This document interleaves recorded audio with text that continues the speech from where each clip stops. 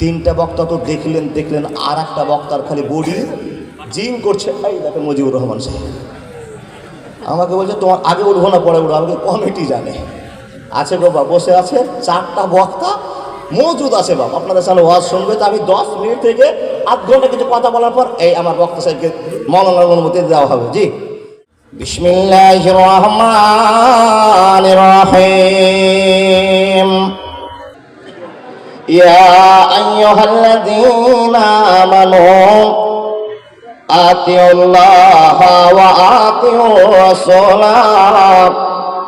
আল্লাহ পাক রব্বুল আলামিন বলছেন, হে মুমিনগণ তোমরা কান খুলে বক্তব্য শুনে নাও, তোমরা জীবনটা ধন্য করে নাও। হে রব্বুল আলামিন কিসে জীবনটা ধন্য করব? আতিউল্লাহ ওয়া আতিউর রাসূল, আল্লাহ এবং আল্লাহ রাসূলের অনুগত্য করে জীবনটাকে সংশোধন করে নাও, জীবনটাকে পরিবর্তন করে নাও। আল্লাহ এবং আল্লাহ রাসূলের সঙ্গে জীবনটাকে কাটাবার চেষ্টা করে নাও, আনুগত্য করে চলো আল্লাহ। আপনি চট করে প্রশ্ন করে বলবেন, হে ইমদাদুল ভাই, ইমদাদুল বেটা, ইমদাদুল বন্ধু, আল্লাহর আনুগত্য করব কেন, আল্লাহকে মানব কেন? যদি এটা আপনার প্রশ্ন হয়ে যায় তো কান খুলে সুন্দর কথাটা শুনে যান। মানুষ রে, এই জন্য আপনাকে আনুগত্য করতে হবে আল্লাহ। আল্লাহ আপনাকে সুন্দর পরিচয় দিয়ে মাস্টার, ডাক্তার, কারি, হাফেজ, বক্তা বানিয়ে দিয়েছে। এই জন্য আপনাকে আল্লাহর আনুগত্য করে চলতে হবে। আল্লাহর আনুগত্য করব কেন আমরা? হ্যাঁ বাবা, আমার দিকে তাকিয়ে থাকুন, আমার কথাগুলো আস্তে আস্তে বুঝুন। বন্ধু, এতদিন যাবত আমরা হাত তুলে দেখিয়েছি, বেটার চাইতে বেশি ভালোবাসা নবী হতে পারে না, বেটির চাইতে ভালোবাসা নবী হতে পারে না। তার মানে আমাদের ইমানটা দুর্বলতার প্রকাশ দেখিয়ে দিয়েছে। আমাদের ইমানটা দুর্বল। আমি মুখে যতই বলি কাজে তা পরিবর্তন করতে পারবো না, কাজে পরিণত করতে পারবো না। তার অনেক প্রমাণ আছে। হ্যাঁ, নবী মুহাম্মদের ভালোবাসা ছাড়া একটাও মানুষ আমরা জান্নাতে যাব না, যাব না, যাব না। কেন মৌলভী সাহেব? আল্লাহর শুধু আদেশকে মেনে চললে কি আমরা জান্নাতে যাব না? যদি আপনি এটা প্রশ্ন করেন তো না, জান্নাতে যাবেন না।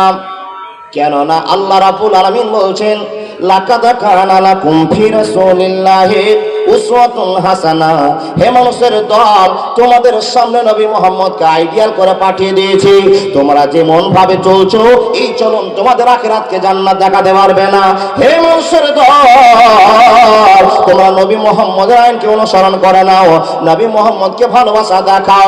নবী মুহাম্মদ যে সিস্টেমে চলতে বলে তোমরা সিস্টেম অনুযায়ী চলে যাও। যদি তোমরা নবী মুহাম্মদকে না মানো তো আমার জান্নাতের ভালোবাসা পাবে না, আমার জান্নাতের ভালোবাসা তোমার কপালে জুড়বে না।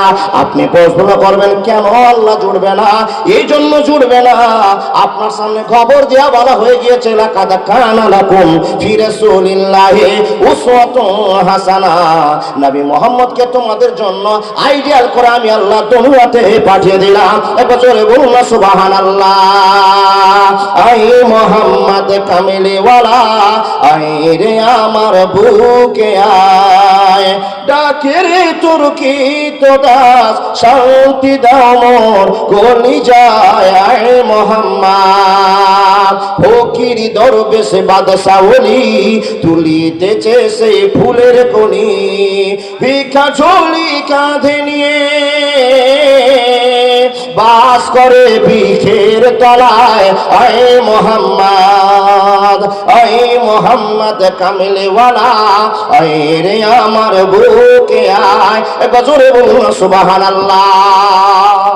এবার আমরা যে হাত দেখিয়ে দিলাম আল্লাহ এবং আল্লাহ রাসূলকে বেশি ভালোবাসি, যে একটা প্রমাণ আপনাদের দিতে হবে। যে লোকটা আমার কথার উত্তর দিতে পারবেন তাকে 1000 টাকা আমি পুরস্কার দিব। কি কথা গো বাপ? যতটি লোক বসে আছেন সব লোকগুলোর কাছে আমার একটা প্রশ্ন, 1000 টাকা নেওয়ার জন্য তৈরি হয়ে যান।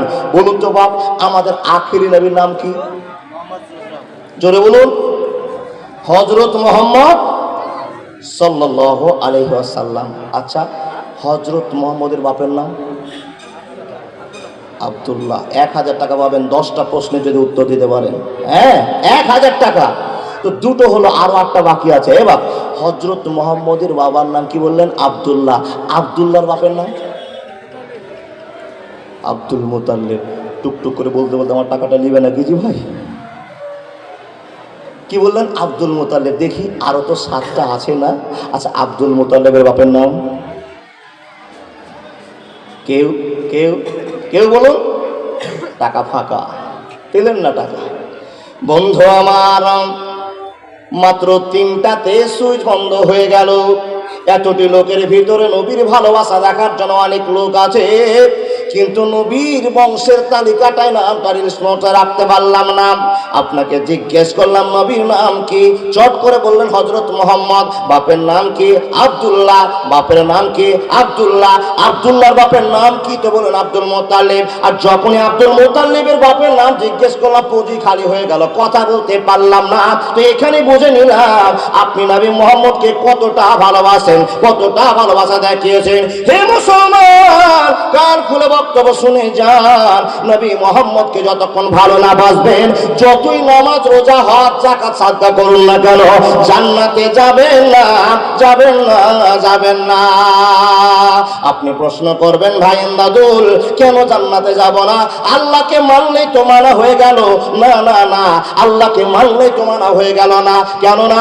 আল্লাহ রাব্বুল আলামিনকে মানার জন্য একটা আইন পাস করা হয়েছে, সাল্লু কামা রাআইতুমুনি উসাল্লি। কথাটা জানেন কি না? জানেন গো বাপ? নবী যেমন ব্যবহার করেছেন, নবী যেমন করে নামাজ পড়া দেখিয়ে দিয়েছেন, সেই মতো নামাজ পড়তে হবে। আচ্ছা বলুন তো, নবী যেরকম নামাজ পড়া দেখিয়েছে আমরা যদি কম বেশি চালু করে দিই, তো আমরা আল্লাহ নবীর অনুসারী হলাম, আনুগত্য করলাম? না না না, করতে পারলাম না। রব্বুল আলামিন বলছেন, নবী মুহাম্মদকে না মারার পর না যদি মেনে থাকতে পারো, তুমি জান্নাতের আশা করিও না, করিও না, করিও না। এবার অথচ আমরা আশা করে বসে আছি আল্লাহ জান্নাতে যাবই ইনশাআল্লাহ। এটি বিশ্বাস নেই আমাদের? সবার বিশ্বাস আছে জান্নাতে যাবো ইনশাআল্লাহ। হ্যাঁ, জান্নাতে যাবেন ইনশাআল্লাহ। তার কারণ আল্লাহ আপনাকে হিদায়াত দিয়ে, ইন্নাকা লা তাহদি মান আহবাবতা ওয়ালাকিন্নাল্লাহা ইয়াহদি মান ইয়াশা, আপনাকে দয়া করে আল্লাহ মুসলমান বানিয়েছে। আর যেই মুসলমান হয়েছেন সে একদিন না একদিন জান্নাতে যাবেন। অন্যায় করেছেন, অন্যায় সাজা কাটার পর জান্নাতে যাবে নই, এটা আল্লাহর নবী আপনাকে আমাকে খবর দিয়ে চলে গেছেন। কিন্তু বাপ, এখানে পার্থক্য হয়ে গেল। জান্নাতে যাওয়ার তো সবার ইচ্ছা, একটুখানি তদন্ত করে দেখুন তো আপনার মহব্বত, আপনার ভালোবাসা নবীর প্রতি কতটা আছে। আর সেই যুগের সাহাবাদের কথাটা মিলিয়ে দেখেন, আপনার অন্তর আর তাদের অন্তরে কত ডিফারেন্স আছে। হে মুসলমান, জেনে নিতে হবে। এখন বক্তব্য শুনছেন, এমদাদুল বক্তব্য করছে, আপনি শুনছেন। এক্ষুনি যদি মরে যান, সব লোকগুলো মরে যাওয়ার পর 3 ঘন্টার ভিতরে, 5 ঘন্টার ভিতরে, সকাল 8টার ভিতরে আপনার কাফন দাফন হয়ে গেল। কাফন দাফন যখনই হয়ে গেল, দাফন করার পরে সব মানুষগুলো আপনার কাছ থেকে যাচ্ছে, কবর থেকে যাচ্ছে, আল্লাহুম্মা মাগফির লাহু ওয়া সাব্বিতহু, এই কথাটা বলছে আর চলে যাচ্ছে, বলছে আর চলে যাচ্ছে। শেষ লোকটা যেটা সব ঘেরাঘুরি করে বিদায় নিয়ে চলে যাবে, যখনই চলে গেল তখনই আপনার খবর চালু হয়ে গেল। এমদাদুল ভাই, কি খবর চালু হলো সেটা তো তুমি বললা না। বন্ধুরে আমার, যখনই মানুষের মাটি দেওয়া কমপ্লিট হয়ে গেল, ঘেরা বেড়া হয়ে গেল, মানুষ কবর ছেড়ে দূরে চলে গেল, 2 জন ফেরেশতা চলে আসবে আর আপনাকে জিজ্ঞাসাবাদ শুরু করা হবে। এই মুসলমান, রব্বুল আলামিন বলছেন, ইন্না ইলাইনা ইয়াবাহুম সুম্মা ইন্না আলাইনা হিসাবাহুম। বান্দারে, কবরে তোমার জীবন চালু হয়ে গেল, মরে যাওয়ার পর তোমার কোনো জায়গায় শান্তি আর হলো না। দুনিয়াতে বেঁচে আছো, আনন্দ অশান্তি দুটোই ভাগ করে দুনিয়াতে চলছো, কিন্তু মরে যাওয়ার পর যদি তোমার রেজাল্ট ভালো করতে চাও, আনন্দ নিতে চাও, তো দুনিয়াতে কর্ম করে নাও। আর যদি আখিরাতকে প্রাধান্য দিতে না পারো, তাহলে তুমি খবরটা জেনে নাও, মরার পরে শান্তি মিলবে না, মিলবে না, মিলবে না। হারিয়ে যাব একদিন আমি, রব নাই ভুবনে চিরদিন। ক্ষমা করে দিও তোমরা আমায়, ভুল করে থাকি যদি কোনো দিন।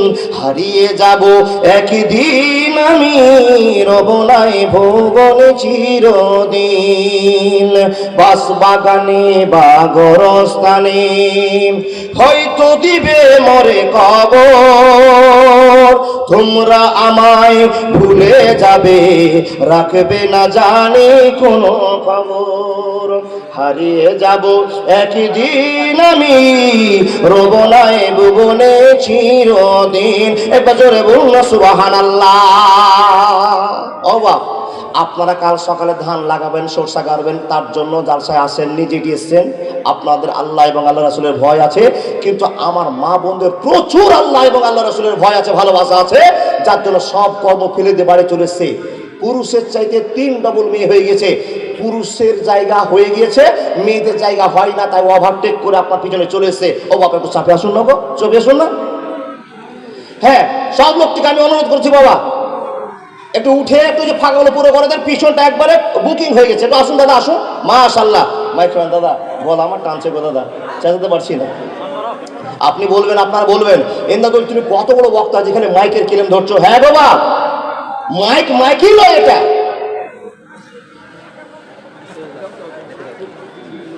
এতদিন থেকে জালসার মাইকের কাজ করছে, মাইকের সাউন্ড ঠিক করতে পারে, এটা মাইকই নয়। যাক, কমিটি যা বুঝে আর মাইকম্যান যা বুঝে সেটাই ঠিক আছে। বাবা, জান্নাতি হতে চাইছেন না? জান্নাতি হওয়ার জন্য জান্নাতি কাজ করতে হবে। কি কাজ করতে হবে? নবী মুহাম্মদ বলেন, লা ইউমিনু আহাদুকুম হাত্তা কুনা হাব্বা ইলাইহি মিন ওয়ালিদিহি ওয়া ওয়ালাদিহি ওয়ান নাসি আজমাইন।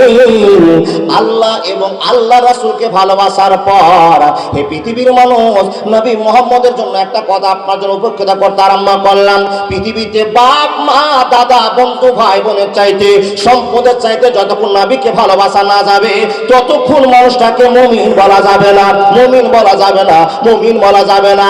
আল্লাহর নবীকে হযরত উমর এসে জিজ্ঞেস করে বলছেন, ইয়া রাসূলুল্লাহ, একটা গল্প আপনাকে বলার জন্য ছুটে আসলাম, গনবী আপনি আমাকে গল্পটার মানে বুঝিয়ে দেন। ইয়া রাসূলুল্লাহ, আপনার কাছে ছুটে আসলাম গল্পটার মানেটা বোঝার জন্য। নবী মুহাম্মদ বলছেন, উমর তুমি কি বলতে যাচ্ছো বলে দাও। হযরত উমর বলছেন, নবী গো, আমার বাপ, আমার মা, আমার ভাই, আমার বেটা, আমার বেটি, আমার টাকা, আমার পয়সা, আমার যত সম্পদ আছে, ভালোবাসার জিনিস আছে গো নবী, সব চাইতে আমি আপনাকে বেশি ভালোবাসি। একবার জোরে বলুন না নারায়ে তাকবীর। কথাটা কি বলছেন? একটু কথা বলুন। এবার সবই তো ড্যামেজ হয়ে গেছে, আপনারা কথা বলে আমার আবার পাওয়ার ঘুরে যাবে ইনশাআল্লাহ। বুঝতে পারছি, আপনারা উত্তর দেন। কথাটা কে বললেন? হযরত উমর। কাকে বললেন? নবী মুহাম্মদকে। নবীজি বলছেন, ওমর তুমি একটা কথা বলতে আরম্ভ করেছো, সুন্দর করে আমাকে বলো, তুমি কি কি জিনিসকে পছন্দ না করে আমাকে পছন্দ করেছো তুমি বলো। বলে, নবী গো, আমি আপনাকে ভালোবাসা দেখিয়েছি এই জন্য আমার বেটার চাইতে, আপনার বেটির চাইতে, আমার বিবির চাইতে, মা বাপ দাদা বন্ধু টাকা পয়সা সব চাইতে মহব্বত আপনাকে বেশি ভালোবাসা দেখিয়েছি ওগো নবী। কিন্তু আমার অন্তরে একটা সংকীর্ণ থেকে গিয়েছে, আমার জানের চাইতে আপনাকে বেশি ভালোবাসতে আমি ওমর এখনো পারিনি।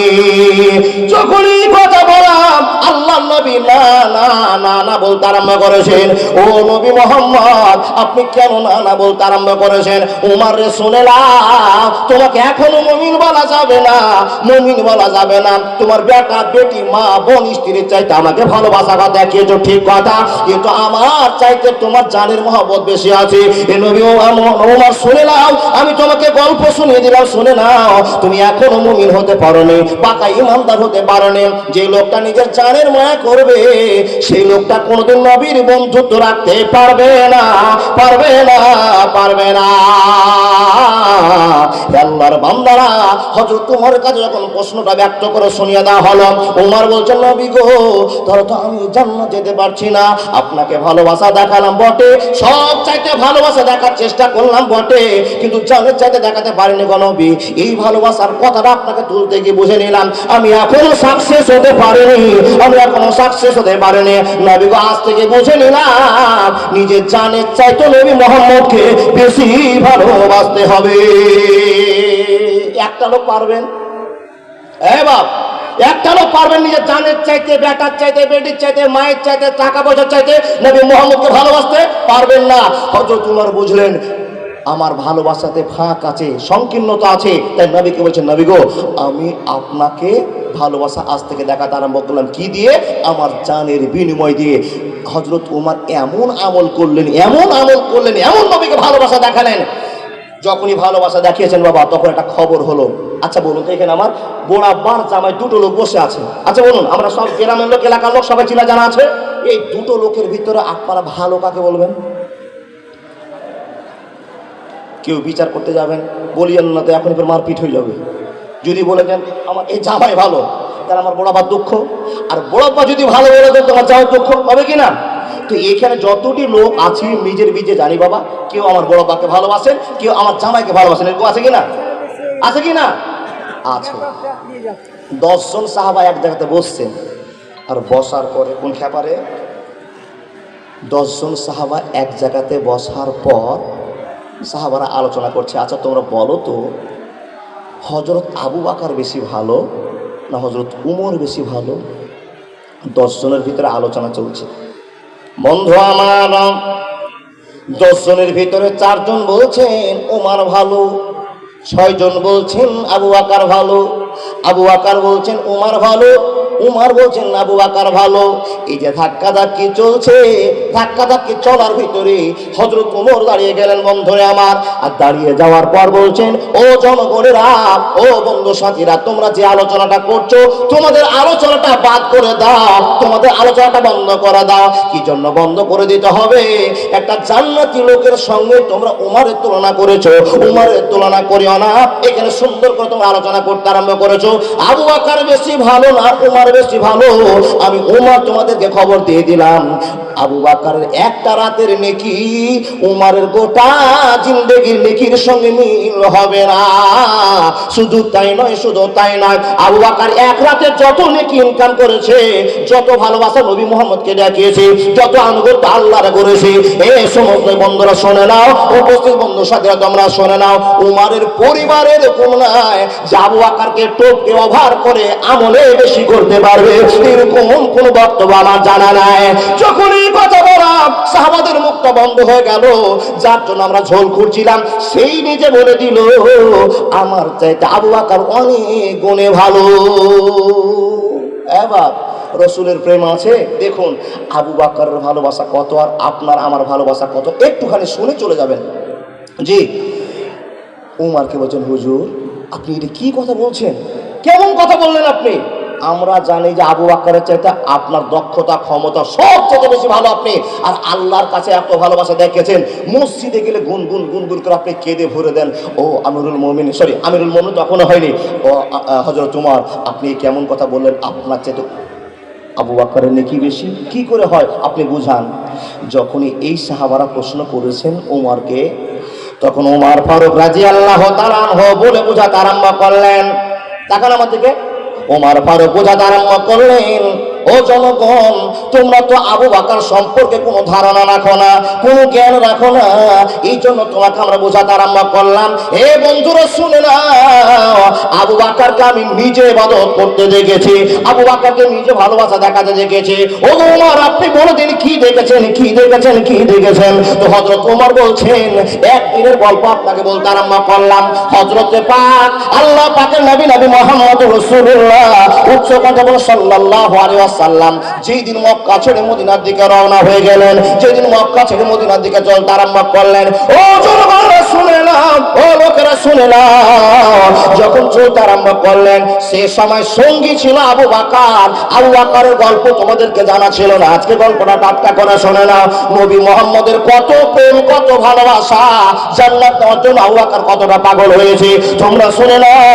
আতিউর রাসূল, আল্লাহ রাসূলের কত প্রাধান্য সেই আবু বকর দিয়েছে তোমরা জানো না, জানো না, জানো না। লোকগুলো বললো, আমিরুল মুমিনিন আপনি বলুন কি গল্প শোনাবেন, শুনে দেন। বলে, বন্ধুরা শুনে না, আবু বকর হাঁটছেন, আল্লাহ নবীও হাঁটছেন, চলছেন মদিনার পথে, রাস্তা দিয়ে অতিক্রম করে চলতে আরম্ভ করেছে মানুষের দল। এমন তো সময় রাস্তায় চলতে চলতে আবু বকরের মহব্বত কত নবীর প্রতি ছিল একবার বোঝে না। আবু বকর একবার সামনে দৌড়িয়ে চলে যায়, একবার পিছনে দৌড়িয়ে চলে আসে, একবার সামনে দৌড়িয়ে চলে যায়, পিছনে দৌড়িয়ে চলে আসে। আল্লাহ নবী মুহাম্মদুর রাসূলুল্লাহ সাল্লাল্লাহু সাল্লাল্লাহু আলাইহি ওয়াসাল্লাম আবু বকরকে বললেন, আবু বকর তোমার এইরকম ব্যবহার দেখে আমি বিচলিত হয়ে গেলাম, তুমি এইরকম ব্যবহার কেন করছো, আমাকে একবার খুলে বলবে কিনা? এবার দেখেন আমার থেকে কি মহব্বত নবী মুহাম্মদের। হযরত ওমর ফারুক নিজেই বলছেন, তোমরা কি জানো আবু বকর কত নবীকে ভালোবাসতেন শুধু জান্নাতকে নেওয়ার জন্য? হুজুর আমরা তো জানতাম না, একটু বলুন না। যখনই কথাটা বলা, ওমর ফারুক রাদিয়াল্লাহু তাআলা আনহু বলছে, তাহলে শোনো, যেই দিন মক্কা থেকে মদিনার দিকে নবী যাচ্ছিলেন, সঙ্গী কে ছিল বাবা? হিজরতের দিন সাথী কে ছিল নবী মুহাম্মদের? একটু কথা বলুন না। আবু বকর রাস্তায় চলছেন, তা আবু বকর একবার সামনে দৌড় দিয়ে চলে যাচ্ছে, একবার পিছনে চলে আসে। নবী মুহাম্মদ তার দৌড় দেওয়া দৌড়ি দেখে জিজ্ঞেস করছেন, আবু বকর তুমি এরকম করছো কেন? আবু বকর লজ্জিত হয়ে গেলেন, লজ্জা পেয়ে গেলেন। নবী গো, এই জন্য আমি দৌড়াদৌড়ি করছি, আপনি আমার কথা প্রশ্ন করে দিলেন, উত্তরটা আমাকে দিতে হবে। নবী মুহাম্মদ আপনাকে কতটা মহব্বত করি এটা প্রমাণের কথা আমি বলতে চাইছিলাম না, কিন্তু আপনি জিজ্ঞেস করেছেন, উত্তর আমাকে দিতে হবে। নবী গো, আমরা দুইজন যদি একসঙ্গে হাঁটি, একসঙ্গে চলি, ও নবী মুহাম্মদ, সামনে আপনার কতটা সূত্র বসে আছে পৃথিবীর কেউ জানে না, আপনিও জানেন না, আমিও জানি না। তাই আমি দৌড়িয়ে একবার 100 কিলোমিটার দূরে চলে গেলাম, 100 মিটার দূরে চলে গেলাম, আর যাওয়ার পর দেখে আসলাম কোনো শত্রু নেই, কোনো ভালোবাসার নোংরা জিনিস নেই। নবীকে দেখার পর আবার দৌড়ে আসলাম পিছের দিকে, যে আপনাকে খুঁজতে খুঁজতে যদি বেঈমানের আবার চলে আসে, তো 100 মিটার আমি পরে আবার দৌড়ে যাচ্ছি, এই জন্য ফিরে এসে আপনাকে খবর দিয়ে লুকাতে পারবো, কিন্তু দৌড়িয়ে পালাতে পারবো। নবী গো, সামনে আপনার বিপদ, পিছনেও বিপদ, এই বিপদ গুলোকে রক্ষা করবার জন্য আমি আবু বকর দৌড়াদৌড়ি লাগিয়ে দিয়েছি, অন্য কোনো উদ্দেশ্যে দৌড়াদৌড়ি করে না। যখনই কথা বলা, হযরত পাক আল্লাহ পাকের নবী মুহাম্মদের চোখ থেকে জল ঝরতে আরম্ভ করলো। আল্লাহ শুধু আশহাদু আল্লা ইলাহা ইল্লাল্লাহু ওয়া আশহাদু আন্না মুহাম্মাদান আবদুহু ওয়া রাসূলুহু, এই কথাটা বলার কারণে আবু বকর অন্তরে এতটা ভালোবাসা ঢুকে গিয়েছে, আমাকে বাঁচাবার জন্য 100 মিটার দৌড়িয়ে যাচ্ছে, 100 মিটার পেছনে যাচ্ছে, এই জন্য যাচ্ছে পিছনের লোকগুলো যদি এসে নবীকে ধরে নেয় তো আমি দেখতে পাবো না, নবী বিপদে পড়ে যাবে। আর সামনের লোকগুলো যদি সামনে বসে থাকে, নবী মুহাম্মদ আটকে দিবে, তা যেতে পারবে না। এই বিপদের আশঙ্কা মনে করে নবীকে আমি দৌড়াদৌড়ি করছি, অন্য কোনো কাজে দৌড়াদৌড়ি করি না। যখন এই কথাটা বলা, তখন নবী মুহাম্মদ আবু বকরকে জিজ্ঞেস করছে, আবু বকর তুমি আমাকে এতটাই ভালোবাসো, তুমি আমাকে এতটাই ভালোবাসো? যখন এই কথা বলা, আবু বকর চোখের পানি ছেড়ে দিয়ে বলছেন, নবী গো, যেদিন থেকে শুনেছি আশহাদু আল্লা ইলাহা ইল্লাল্লাহু ওয়া আশহাদু আন্না মুহাম্মাদান আবদুহু ওয়া রাসূলুহু, আল্লাহ এক, আর আল্লাহ আপনাকে চয়েস করে নবী করে দুনিয়াতে পাঠিয়েছে। ও নবী মুহাম্মদ, আপনার কথায় বিশ্বাস করেছে আল্লাহ একটা আছে, লাউ কানা ফীহিমা আলিহাতুন ইল্লাল্লাহ, আল্লাহ একটা আছে।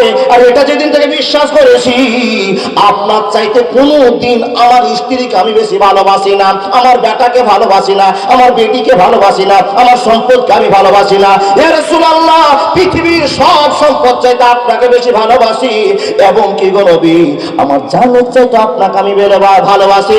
এই জন্য আমি সামনে পিছনে দৌড়াদৌড়ি করছি, অন্য কোনো কারণে দৌড়াদৌড়ি করি না। একটা জোরে বললাম নারায়ে তাকবীর। এবার আগে ওয়াজ শুনুন, তারপরে যদি আপনার মিল হয় যে নামুনি সাহেব ওই আবু বকরের চাইতে, আবু দাহাদার চাইতে, আইয়ুব আনসারীর চাইতে আমি ভালো আমল করেছি, তো আপনাকে আর নামাজ রোজা হজ যাকাত করার পর আর বেশি কিছু করতে হবে না, আপনি চলে যাবেন জান্নাতে। কিন্তু যদি আপনার শান্তি থেকে যেতে, বুঝে নেন জান্নাত যাওয়ার জন্য আতিউল্লাহ ও আতিউর রাসূলের প্রাধান্যতা কেমন করে দিতে হবে একটু বুঝুন। এবার আজকে তো আমরা এক বেলা খেয়েছি, আর এক বেলা যদি খেতে যাই তো মাছ, মাংস, দুধ, ডিম প্রত্যেকের বাড়িতে সে আছে না? বা আছে না? আজকে কোনো মানুষ অভাবে আছে না? অভাবে নাই, কিন্তু কষ্টে পেটের কি জ্বালা বুঝতে পারবেন 8 দিন পর, 10 দিন পর। কি বাবা, আর 10 দিন পর রমজান মাস আসছে, সেদিন পেটে ভাত থাকবে না, কত বড় আপনি মস্তান সেই দিন বোঝা যাবে। যে লোকগুলো মুখগুলো আজকে দেখছি টাটকা হয়ে আছে, রোজা করে আছেন, সব মুখগুলো মলিন হয়ে আছে, দুর্বল হয়ে আছে, শুধু তারাই তারাই করছেন কখন সূর্য ডুববে আর কখন পানি খাবো, কিন্তু আল্লাহর ভয়ে একটা ফোঁটাও পানি খেতে পারে না। হ্যাঁ মুসলমান, কথাগুলো শুনুন। আজকে আপনি টাটকা, 10 দিন পর দুর্বল হয়ে যাবেন। পেটের জ্বালা এত জ্বালা, পেটে যদি জ্বালা থাকে নবী মোহাম্মদ বলেছেন নামাজ পড়তে হবে না। কেন বোঝাতে পারলাম না? জোহরের জামাত চালু হয়ে গেছে, পেটে আপনার প্রচন্ড ক্ষুধা লেগেছে, আপনার মন এনার্জি পায় না, আল্লাহ নবী বলছেন ওখানে নামাজ পড়িও না। তার কারণ নামাজে এনার্জি থাকবে না। আগে পানি খাও, বিস্কিট খাও, পেটকে শান্তি দাও, তারপর আল্লাহু আকবার বলে আল্লাহুম্মা বাইত বাড়ি চালু করে দাও। যদি পেটে দুঃখ থাকে আল্লাহুম্মা বাইত বাড়ি থেকে না বলে ফাতিহা পার করে কুল হদি তুমি সিজদাতে চলে এসছো, তোমার নামাজে গোলমাল থেকে যাবে। এই জন্য তোমার পেটে আগে শান্তি দিতে হবে। তাহলে পেটের দুঃখ কত আছে রোজাতে বুঝতে পারবো, দেখি না বাবা? রোজার মাসে 3টায় ভাত খেয়েছেন, আল্লাহর ভয় অন্তরে আছে, আর এই ভাত খাওয়ার কারণে সারা দিন বিরত আছেন। রোজার মানে হলো বিরত থাকা, সিয়ামের অর্থ হলো বিরত থাকা। কি থেকে? খাওয়া পানি থেকে এবং স্ত্রীর সঙ্গম থেকে, অনেক কিছু থেকে আপনাকে বিরত থাকতে হবে, এটা আপনার জানা আছে। সারা দিন এত বড় রোদ, এত বড় আপনার দিন ঘন্টা চলছে, এক ফোঁটা পানিও খেতে পারছেন না। সেই দিন বুঝতে পারবেন কোন দিন? যেই দিন রোজা থাকতে থাকতে আসরের নামাজ পড়লেন, আসরের নামাজ পড়ার পর এত পেটটা জ্বলে উঠে যে আর সহ্য হয় না। ঠিক বললাম না ভুল বললাম? এবার বৃহস্পতিবার হাট গিয়েছেন, ব্যবসা করেন, হাট গিয়েছেন, ইমানদার মানুষ, রোজা ছাড়েননি, রোজা ধরে আছেন, হাট থেকে বাবুরঘাট থেকে বাড়ি পৌঁছাতে পারেন না, মনে হয় ওখানে অজ্ঞান হয়ে যাবেন। কথা ঠিক বললাম না ভুল বললাম? তারপরও পানি খান না। এটা কত দূর জ্বালা! ভোর 3টায় ভাত খেয়েছেন, আবার আপনি সন্ধ্যায় ভাত খেতে পাবেন, তারপরেও এত দুর্বল, এত তৃষ্ণা, এত কষ্ট। বন্ধু আমার, কিন্তু বাপ সেই দিনের গল্প আপনি শুনুন, এত কষ্ট, এত কষ্ট। পেটে যদি 3 দিন 4 দিন ধরে খাওয়ার না থাকে তো লোকটা স্বাভাবিক মানুষ মনে হবে বাবা? না, হবে না। একদিন রোজা করে বুঝে গেছি পেটের কত কষ্ট। যার বাড়িতে 2 দিন খাওয়ার নাই, 3 দিন খাওয়ার নাই, তার আপনাকে বুঝে নিতে হবে তার বাড়িতে কত কষ্ট আছে, তার অন্তরে কত কষ্ট আছে। তারপরও আল্লাহ এবং আল্লাহ রাসূলকে কতটা ভালোবাসা দেখেছে। একটা কথা আপনাকে বলবো, এবার আল্লাহ পাকের নবী নবী মুহাম্মদ রাসূলুল্লাহ বলুন সাল্লাল্লাহু আলাইহি ওয়াসাল্লাম, বাড়িতে 3 দিন ধরে খাওয়ার নেই, 2 দিন ধরে খাওয়ার নাই। স্ত্রীর কাছে কি গল্প বলছে, ও স্ত্রী, ও আয়েশা, ও সাউদা, তোমাদের কাছে বলো তো কারোর কাছে কি খাওয়া আছে? নবী বারবার জিজ্ঞেস করছেন, খাওয়া কারো বাড়িতে নেই, কারো ঘরে নাই। নবীকে বলছেন, নবী গো, আপনি তো ইনকামের পথ করবেন, আপনার হাত দিয়ে তো ইনকাম আসবে, আপনার বাড়ি, আপনার হাত দিয়ে তো খাওয়া বাড়িতে আসবে। ও নবী, আমরা খাওয়ার কোথায় পাবো? নরম ব্যবহার দেখিয়ে দিয়ে মা আয়েশা বললেন, নবী মোহাম্মদ বলছেন, আজ কেউ সাদকা উপঢৌকন দিয়ে পাঠায়নি? নবী মোহাম্মদকে জানা হলো কেউ সাদকা উপঢৌকন দিয়ে পাঠায়নি। নবী মোহাম্মদ বলছেন, বাড়িতে আর চিন্তা নাই, কষ্ট হচ্ছে বাবা। পেটের জ্বালা সহ্য করতে না পেরে নবী মোহাম্মদ চললেন মসজিদে। বাড়িতে বসে থেকে আর কি করবো, যাই মসজিদে একটু সুবহানাল্লাহ আলহামদুলিল্লাহ 2 রাকাত নামাজ পড়ে আল্লাহর কাছে কাঁদি, আল্লাহ যেন খাওয়ার ব্যবস্থা করে দেয়, আল্লাহ যেন আমার এই কষ্টের টাইমটাকে কবুল করে নিয়ে আমার সেফাতের ব্যবস্থা করে দেয়। এই উদ্দেশ্যে বাড়ি থেকে চলে যাচ্ছেন। এবার আপনাকে একটা ছোট্ট কথা বুঝাই, মানুষ যখন বিপদে পড়ে তখনই মসজিদকে স্মরণ করে। ঠিক বললাম না? পেটে খাওয়ার নাই গো বা, পেটে খাওয়ার নাই, সে সময়ে মসজিদে গিয়ে দিন কাটাচ্ছেন। হযরত আল্লাহ পাকের নবী নবী মুহাম্মদ পেটের জ্বালায় চলে গেলেন মসজিদে। 5 মিনিট যাওয়ার আগেই বাবা দেখছেন উমার আবু বকর মসজিদে বসে আছেন। উমারকে, আবু বকরকে দেখে নবী মুহাম্মদ জিজ্ঞেস করছেন, এ আবু বকর, এ উমার, এ অসময়ে জোহরের টাইম নয়, আসরের টাইম নয়, মাগরিবের টাইম নয়, মাশাআল্লাহ আমার রোজা মিলল 1000 টাকা, মাগরিবের টাইম নাই, আসরের টাইম নাই, জোহরের টাইম নয়, তোমরা এখন মসজিদে বসে বসে কি করছো? কি জন্য এসেছে? তোমাদেরকে এখানে কে নিয়ে এসেছে? যখন এই প্রশ্নটা করা, তখন আবু বকর আর উসমান বলছেন, ইয়া রাসূলুল্লাহ, নবী গো, একটা দুঃখের কথা আপনাকে জানার ছিল, আপনাকে জানাতে চাইছি। ইয়া রাসূলুল্লাহ, আমাদেরকে এই মসজিদে হাজির করেছে কে? আপনি একটু কান খুলে শুনে নিন। নবী গো, বাড়িতে একটা টাকা নাই, পয়সা নাই, খেজুর নাই, গম নাই, জব নাই, বাড়িতে কোনো সংসারে খাওয়ার জায়গা নেই। তাই যখন পেটে ভুক লেগেছে, আল্লাহ নবী, আমরা সেই জায়গা থেকে চলে আসলাম, বাড়ি থেকে চলে আসলাম। আর আসার পর নবী গো, মসজিদে বসে আছি, মসজিদে বসে বসে সুবহানাল্লাহ আলহামদুলিল্লাহ বলে টাইম পার করছি। এই জন্য টাইম করছি, এই অভাবের টাইমটা কেমন করে পার করব নবী? সহ্য হয় না ভুকের জ্বালা, অশান্তি জ্বালা, পরিপাল করতে পারি না, কি খেয়ে পানি খাবো সেটাও বুঝি না নবী। অশান্তির কারণে আমরা দুঃখ প্রকাশ করে দিয়ে আমি আবু বকর বাড়ি ছেড়ে মসজিদে এসে সুবহানাল্লাহ আলহামদুলিল্লাহ করতে আরম্ভ করেছি। উমর তুমি কেন এসেছো বলে দাও। হযরত উমর বলছেন নবী গো, আবু বকর যে জন্য এসেছে আমিও উমর সেই জন্য মসজিদে বসে আছি। একবার জোরে বলুন না নারায়ে তাকবীর।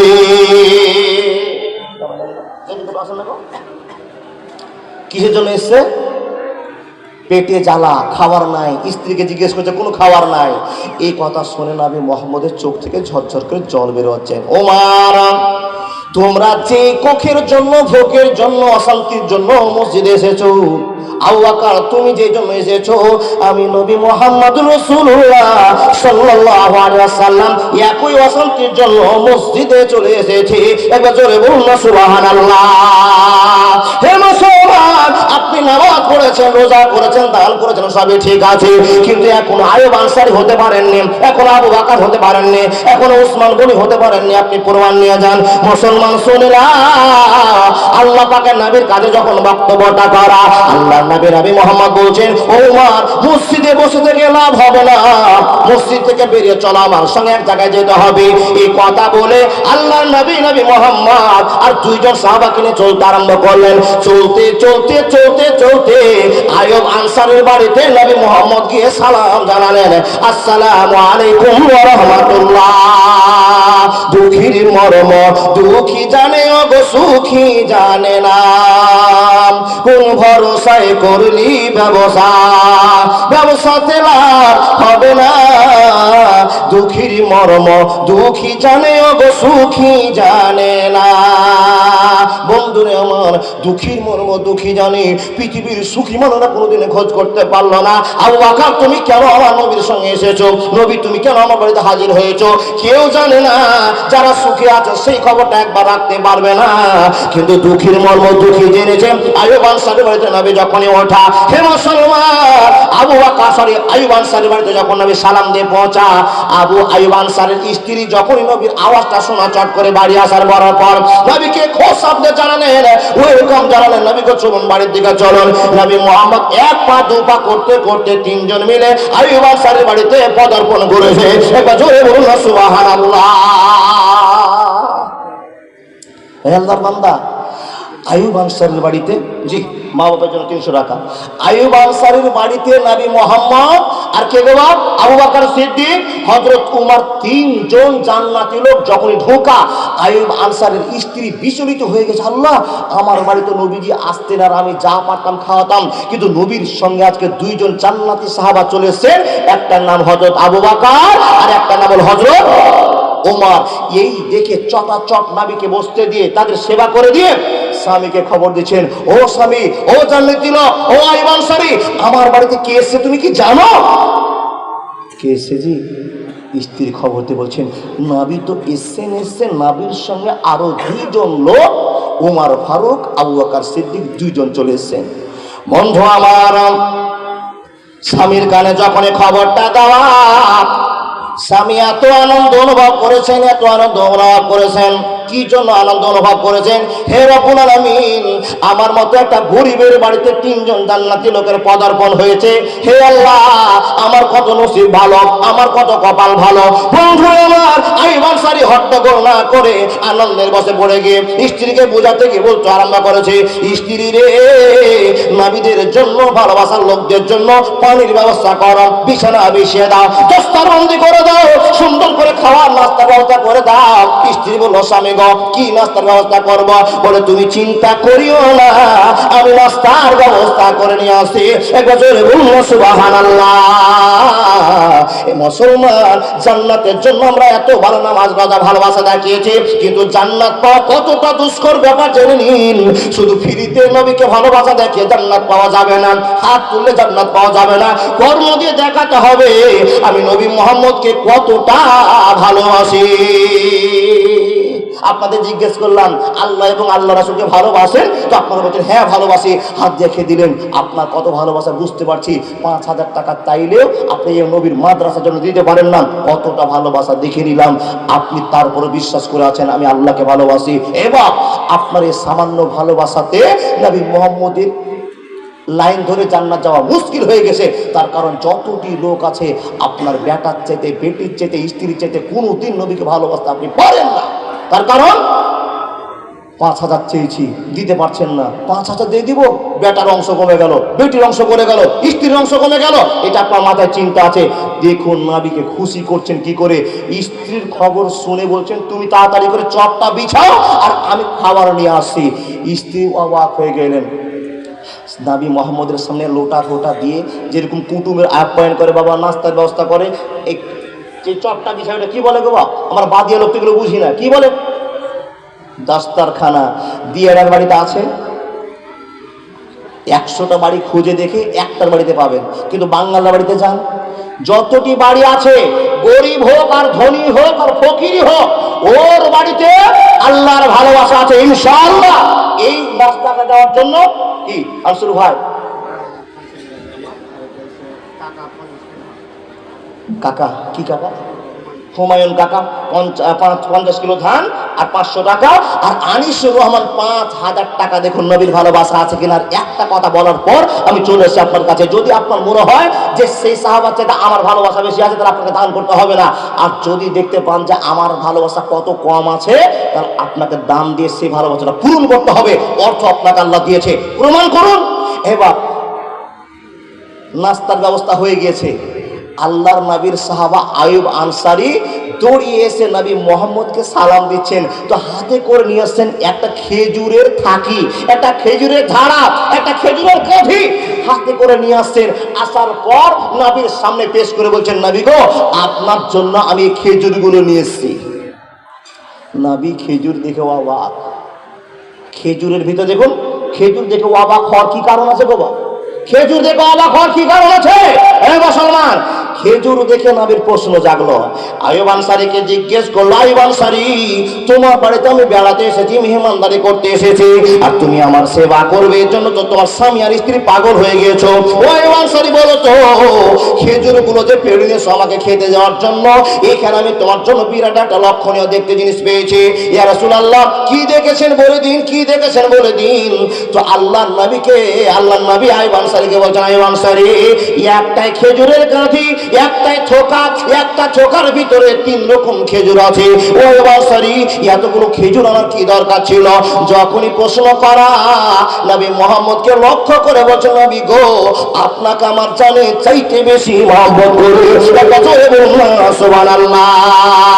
দয়ার নবীজি আমরা তোমায় বলতে পারি না, তোমার আম্মা আমিনা ও গো দুধ হালিমা, তুমি জন্ম নিলে মায়ামের ঘরে, খোদার করুণা ঝরে পড়ে, তুমি সিরাতের রাসূল মারফাতের বুলবুল, তোমার দোয়া কবুল করতে খোদা দেরি করে না।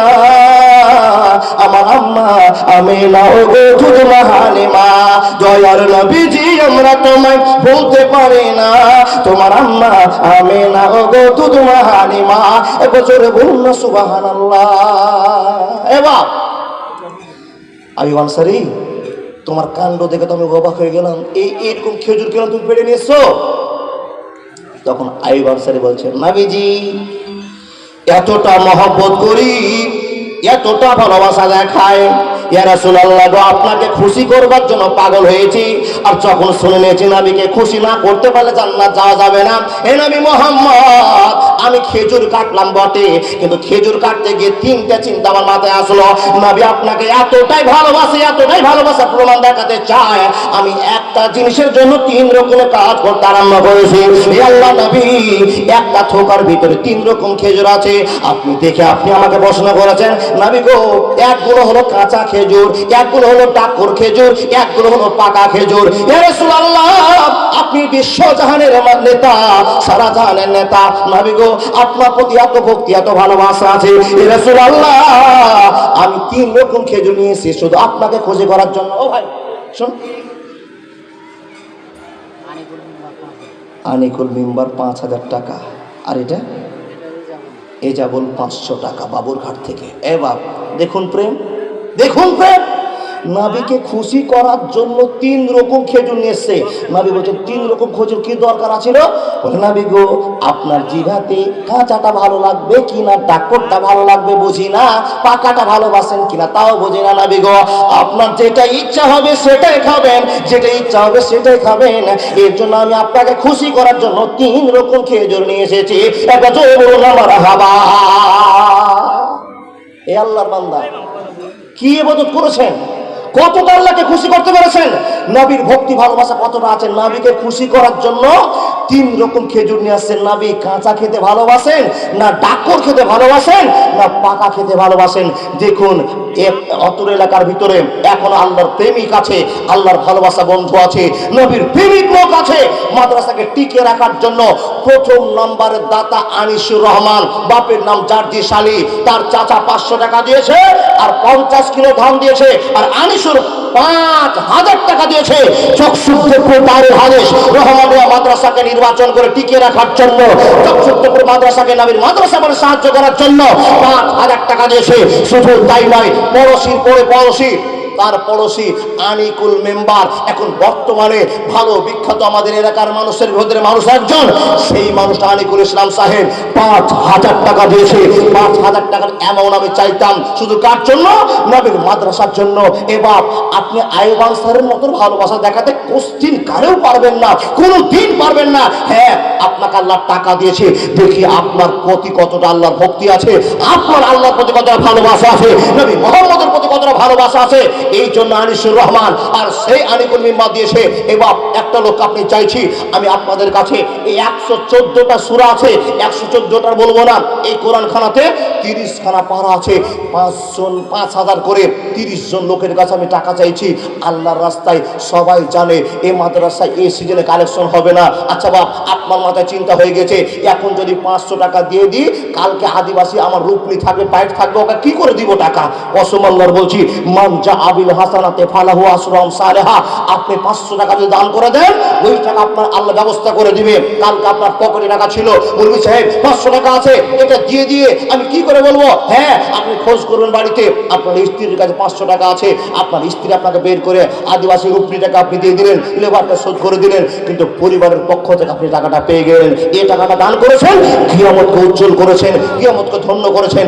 উনি একটা পারবেন না। 3 নম্বর আল্লাহর বান্দা, আমি 5000 টাকা দিচ্ছি, আমার সাদেক বোন, হ্যাঁ 1000 টাকা দিয়েছে, মাশাআল্লাহ জাযাকাল্লাহ। আমি তার ভিতরে চেয়েছিলাম 30 জন 5000 টাকা দাতা, কোন লোকই আল্লাহর প্রেমিক আছেন, আল্লাহর ভালোবাসা প্রিয় পাত্র আছেন, নবী মুহাম্মদকে ভালোবাসা দেখেছেন। ওয়াজ তো করতে পারলাম না, গলার আওয়াজটাও খারাপ, মাইকটা